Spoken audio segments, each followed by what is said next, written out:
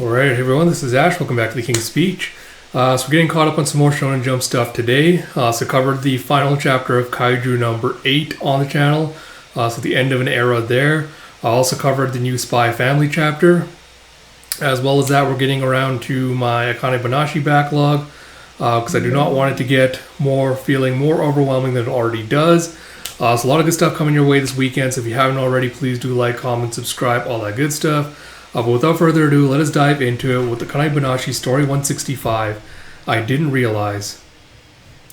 With story by Yuki Suenaga, art by Takamasa Moe, with Rakugo supervision by Kikuhiko Hayashiya, translation by Stephen Paul, and lettering by Sneer Aron. And we have a pickup with Iken going, I've always had a skill for taking one look at a person and knowing what their nature is. But I think I was wrong about you. As he's talking to Hikaru. And he's like, I failed to live up to your hopes? He's like, no. It's more like the color was what I expected, but the material was different. When it comes to you, I didn't realize. And you have reporter bro back in the present with, I didn't realize how low the scores would be. You have Saryu Kanpote with 90, 90, and then 74. He's like, that's 254 for Saryu Kanpote, our second contestant. He's in second place. He's like, it wasn't a bad performance, but even in the midst of his turn, the whole audience couldn't help but wonder, and you see them just like glancing over at Shomei to see how he was receiving it. It's like how Shomei Subakiya was receiving it. The presence of an Okanban is too distracting. People can't appreciate a good show as it happens. And reporter girl's like, why are you looking so gloomy? It's going to be fine. Look who's coming up next. You have a rah as Hikaru's like heading up on stage. It's like, aha, biggest cheer of the day. It's like the popularity, the looks, the anticipation. She's on another level from the others. And she starts with, well, I was talking to the old man and have you ever heard of this? The manner of plates in Bancho? Yeah, long ago there was a lord named Tetsuzan Aoyama. He ordered a maid named Okiku to count a stack, I've heard of this story, count a stack of plates. But these were no ordinary plates. It was a stack of 10 known as the Hollyhock plates, a family heirloom. She counted them up, 1, 2, 3, but there are only 9 plates, 1 short. And of course she came up short. Tetsuzan Aoyama himself had hidden the last plate. Tetsuzan was in love with Okiku, you see. He attempted many times to woo her, but she would not be his. It twisted his love for her into rage 100-fold. You stole the plate, he shouted, and so she was hung above the well, then slashed open and dropped into the water. But no bad deed goes unpunished. From that night onward, you see like this ghostly specter looming behind the guy as he's sleeping. You have Okiku's ghost climbed up out of the well to count at his bedside. 1 plate, 2 plates, 3 plates. Eventually, Tetsuzan Aoyama succumbed to her curse. And would you believe it? She still appears to this day. Yes, Okiku's ghost from the well. Come on, gang, let's go check it out. It's like, hell no, why do you want to see a ghost so badly? It's like, why, you ask? Because Okiku is a woman without equal. Christ, man. And you see as Akane, she imagines Akane as the ghost, kind of creeping up on her. It's like, when it comes to you, I didn't realize what a competitor you are. This is flashing back to Iken when he's taking Hikaru out. You're less motivated by artistic expression than competition, comparing yourself to others. And she's like, this industry is a game of musical chairs. We're all fighting for a spot. Why shouldn't I focus on that? It's like, that's exactly what I mean. You live for the competition.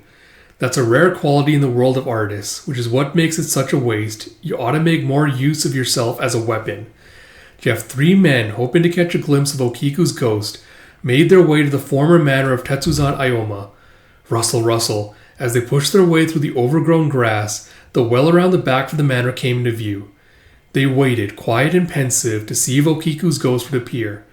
Then long past midnight, at the witching hour, when even the house itself seemed to fall asleep, from deep in the well, and she kind of holds up her hand like this, flick, arose a pale blue flame. It slowly, and she just like waves her hand through the air, and silently circled the well. And then, God, man. I will say, despite my feelings on everything else in Akane, The artwork has always been phenomenal, especially with like the attention to detail and everything. It's so good in that regard. Jav, you're very lucky that you have an opponent worth risking everything to fight. Dive even deeper into this rivalry and bare your soul. Jeff, ooh, I curse you. That burning emotion will illuminate your essence. Man. Alright, quick thoughts on the chapter. I guess we'll start at the beginning. So, again, I think this is kind of just a prevalent issue in the series overall, is it does too much kind of monologuing and explanation of like a character's motivations and drives and desires rather than us seeing like the character introspectively kind of ruminate on the things that drive them and things. Because having Iken kind of looking at Hikaru and like explaining like, this is what I saw in this is what I saw in you. This is what makes you special. This is your strength. This is what you should rely on and try to like sharpen and hone into like a fine blade. Like, this is your skill.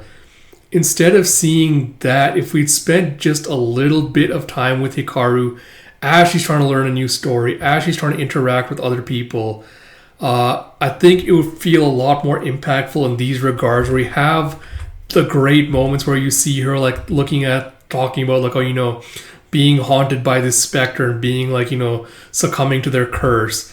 And then she imagines Akane being that specter kind of like crawling after her when she looks over to the side.